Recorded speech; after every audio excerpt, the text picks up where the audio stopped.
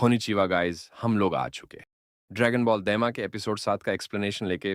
So guys, ये मेरा YouTube पे पहला वीडियो है, तो प्लीज सपोर्ट करें। अगर वीडियो पसंद आए तो चैनल को सब्सक्राइब करना ना भूले। हाँ गाइस, जानता हूं कि मैं डायरेक्ट एपिसोड 7 का एक्सप्लेनेशन लेके आया हूं। अगर आप इस वीडियो पे 100 लाइक्स कर देते हैं तो मैं पिछले एपिसोड्स का भी एक्सप्लेनेशन लेके आऊंगा। तो चलिए शुरू करते हैं। एपिसोड 7 की शुरुआत में हमें दिखाई जाता है कि बुल्मा शिप सही कर रही होती है। वो बताती है कि ये डिवाइस एरर शो कर रहा है, पर मेन दिक्कत ये है कि ऐसा मटेरियल आज तक मैंने अपनी जिंदगी में नहीं देखा। ये मिनरल अर्थ पे एडजस्ट ही नहीं करता। तब वेजेटा एटीट्यूड में बोलता है कि तुम बस इतना बताओ, तुम ये सही कर सकती हो या नहीं। फिर बुल्मा उस पे चिल्लाते हुए बोलती है, तो मैं कर ही क्या सकती हूं, ये एक ऐसा एलिमेंट है जो अर्थ पे मिलता ही नहीं और बिना इसके शिप को चलाना इम्पॉसिबल है। फिर वेजेटा बोलता है कि तुम उसकी जगह कोई अर्थ का एलिमेंट ट्राई क्यों नहीं करती। तब बल्मा बोलती है, ऐसा हो तो सकता है, पर इसमें बहुत ज्यादा टाइम लगेगा। फिर वो बोलते हैं, तो क्या शिप को ठीक करने का कोई और रास्ता नहीं है। अब बुल्मा पूरी तरह से इरिटेट हो चुकी थी क्योंकि उसने इतनी मेहनत करी थी, पर यह शिप फिर से खराब हो गई। अब तो वेजेटा से इंतजार नहीं हो रहा था, पर बुल्मा उसी पर चिल्लाते हुए बोलती है कि जिसको नाराज होना चाहिए वो मैं हूं।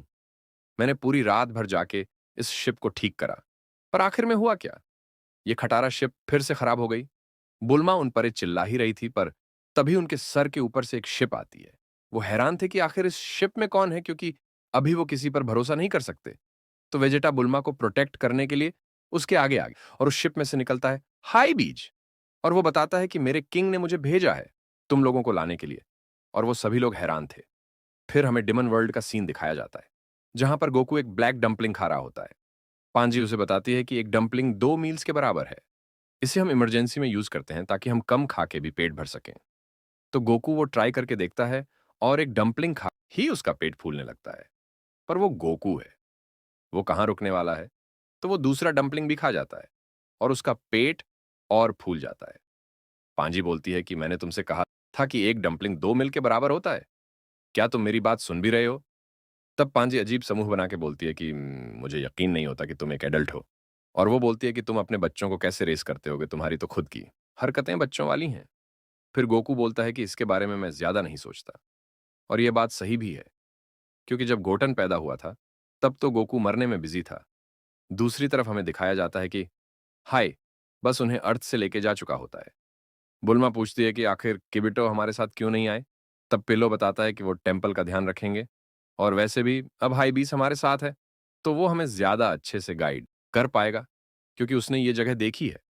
और हमारा वेजेटा तो हर बार की तरह शांत ही था।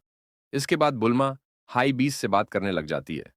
फिर हाई बीस बताता है कि मुझे बस तुम्हें तुम्हारे दोस्तों के पास छोड़ना है ताकि मैं ब्यूटी पार्लर जा सकूं। तब बुल्मा अजीब सा मुंह बना के बोलती है, क्या महाजन भी ब्यूटी पार्लर जाते हैं? तब हाई बीज अपने किंग को कॉल करता है और वो बताता है कि वो डीएम वर्ल्ड पहुंचने ही वाले हैं। तब उसका किंग बोलता है कि गोकू और बाकी लोग भी तामाकामी से लड़ने के लिए निकल चुके हैं, तो तुम भी जल्दी से यहां आ जाओ और आते ही मुझे कॉल करना। फिर दूसरी तरफ हमें दिखाया जाता है कि पांजी प्लेन के बाहर देख रही होती है और वो कुछ चीज नोटिस करती है।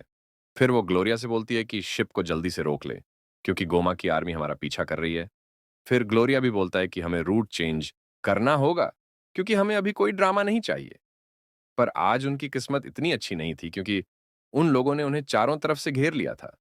पर उन्हें कैसे पता चला कि ये इधर हैं? घूमा के आर्मी उन्हें ऑर्डर देती है कि चुपचाप से वो सरेंडर कर दें। अब इनके पास कोई और रास्ता नहीं था बस उनकी बात सुनने के अलावा, क्योंकि ये नहीं चाहते थे कि इनके शिप को नुकसान पहुंचे। फिर पांजी बोलती है कि मैं समझ गई कि उन्होंने हमें कैसे ढूंढा। वो बताती है कि कल उन्होंने मेरे कॉलर को स्कैन करा था और उन्हें शक हो ही गया होगा कि गोकू हमारे साथ ही है, तो वो इस कॉलर को ट्रैक करते हुए आ गए। ये हमें पिछले एपिसोड्स में बताया गया था कि किस तरह वो कॉलर से किसी को भी ढूंढ सकते हैं। और पांजी बताती है कि थर्ड वर्ल्ड में हर किसी को ये कॉलर पहनना होता है, चाहे वो उसे पसंद हो या ना हो। फिर गोकू बोलता है कि तुम उसे उतार क्यों नहीं देती। तब पांजी बताती है कि मैं ऐसा नहीं कर सकती चाह के भी। पर तब ग्लोरिया बोलता है, मुझे नहीं लगता कि उन्हें पता है कि गोकू हमारे साथ है, क्योंकि अगर ऐसा होता तो वो बिना बोले ही हम पे अटैक कर देते। तब गोकू बोलता है कि इनसे डरने की वैसे भी कोई बात नहीं है, हम डायरेक्ट इनसे फाइट ही कर लेते हैं। पर तब ग्लोरी उसे समझाता है कि अगर हमने ऐसा करा तो हम दूसरे वर्ल्ड में नहीं जा पाएंगे। कहीं अगर उन्हें पता चल गया कि हम तुम्हारे साथ हैं तो हमें भी वांटेड लिस्ट में डाल देंगे। तब सुप्रीम काई गोकू को बोलते हैं कि तुम पीछे छुप जाओ। पांजी बोलती है कि दरअसल ये कैसा आइडिया है, वो तो पूरी शिप चेक करेंगे। पर सुप्रीम काई बोलते हैं कि तुम बस मुझ पर भरोसा करो, और अब उनके पास और कोई रास्ता था भी नहीं। तो सुप्रीम काई उनसे पूछते हैं कि आखिर तुमने हमें क्यों रोका है? और अंदर पांजी डरी हुई थी कहीं वो गोकू को पकड़ना ले। पांजी का मन तो नहीं था गोकू को अकेले छोड़ने का, पर वो बाहर आ ही जाती है और गोमा की आर्मी पूरी शिप को अच्छे से चेक करती है, और पांजी के दिल की धड़कनें बढ़ती ही जा रही थी कि कहीं गलती से भी वो गोकू को ढूंढ ना ले। पर गोकू कहीं होता ही नहीं है, तो आखिर वो गया कहां? और वो तो छोड़ो, ये देख के पांजी भी हैरान थी कि आखिर इसे जमीन निकल गई या फिर आसमान खा गया। पर अचानक से ही कोई उसके शोल्डर पर टैप करता, और वो जैसे ही घूम के देखती है, वो होता है गोकू। वो चिल्लाने ही वाली होती है, पर सुप्रीम का उसका मुंह बंद कर देते हैं, और ग्लोरी उन तीनों के बीच में आ जाता है ताकि कोई उसे देख ना सके।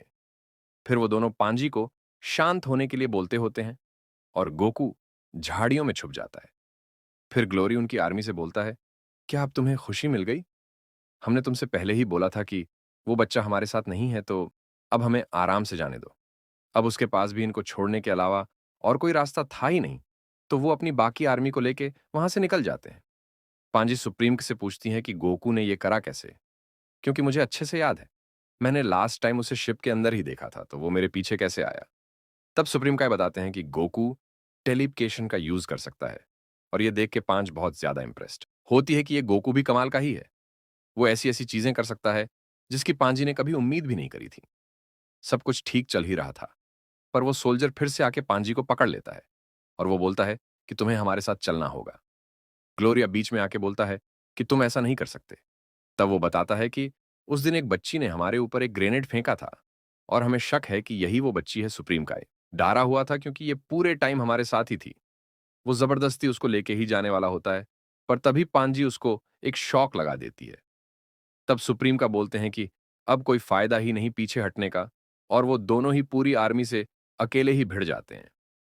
ड्रैगन बॉल में पहली बार सुप्रीम काय को लड़ते हुए दिखाया गया, और सच में ये भी बहुत ज्यादा ही अच्छे फाइटर थे। इसलिए इसी लड़ाई के बीच में इनके शिप भी डैमेज हो गए, तो ग्लोरी और सुप्रीम काय भी उनकी शिप बर्बाद कर देते हैं। अब वो लोग डर के भाग ही रहे थे, पर तभी गोकू अपने की ब्लास्ट से उस शिप को रोक लेता है, क्योंकि अगर ये हाथ से निकल गई तो बहुत ज्यादा दिक्कत हो जाएगी। इसके बाद हमें दिखाया जाता है कि पांजी उन सबके कम्युनिकेटर खराब कर रही होती है, ताकि ये बाकी लोगों को ना बता दे कि हम गोकू के साथ हैं। और वो उनको शुक्रिया भी करती है, क्योंकि अगर वो चाहते तो वो बिना उसके आगे बढ़ सकते थे, पर उन्होंने उसकी मदद करी। पर अब सबसे बड़ी प्रॉब्लम ये थी कि उनके पास कोई शिप है ही नहीं। पर तभी उनकी नजर पड़ती है उन सोल्जर्स की शिप में, जो कि बहुत ही अच्छी कंडीशन में थी। तो सभी वो शिप में जाने लग जाते हैं, पर पांजी बाहर रुक जाती है। वो उससे पूछते हैं कि तुम अंदर क्यों नहीं आ रही, पर वो आने से मना कर देती, क्योंकि अगर मैं तुम्हारे साथ आई तो वो लोग फिर से आएंगे इस कॉलर की वजह से, तो अच्छा ही होगा कि तुम लोग अकेले जाओ। तब सुप्रीम काय बोलते हैं, क्या मैं कॉलर देख सकता हूं? और जिसका डर था वही हुआ। ये कॉलर कैची टाइट से बना हुआ था।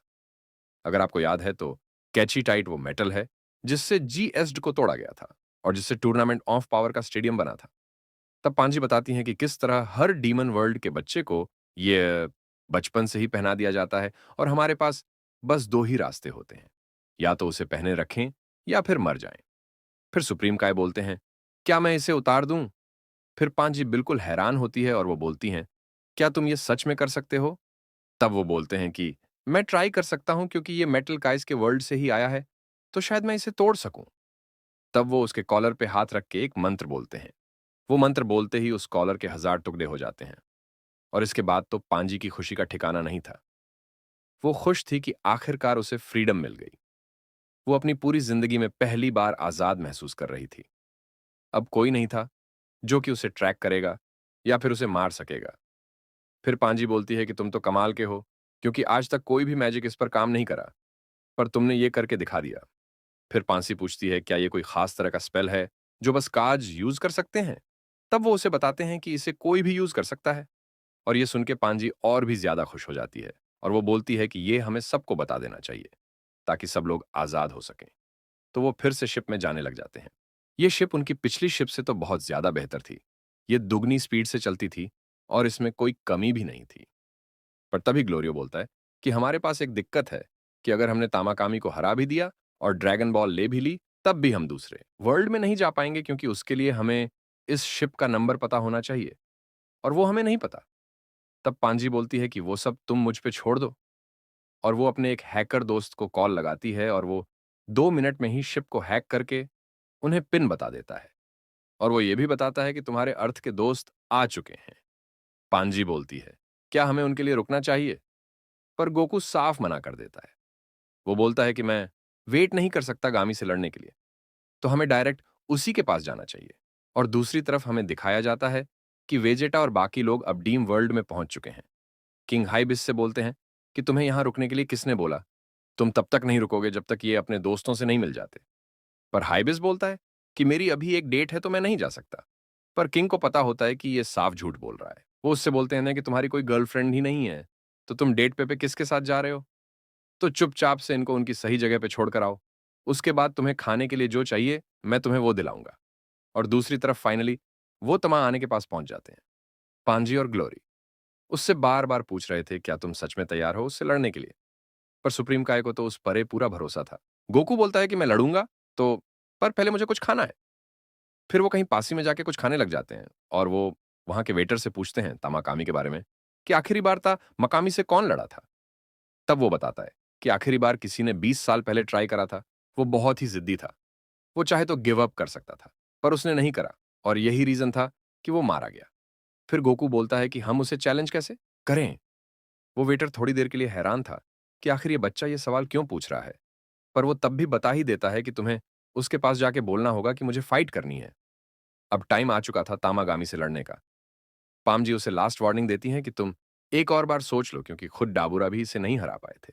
पर यह सुन के तो वो और भी ज्यादा एक्साइटेड हो जाता है।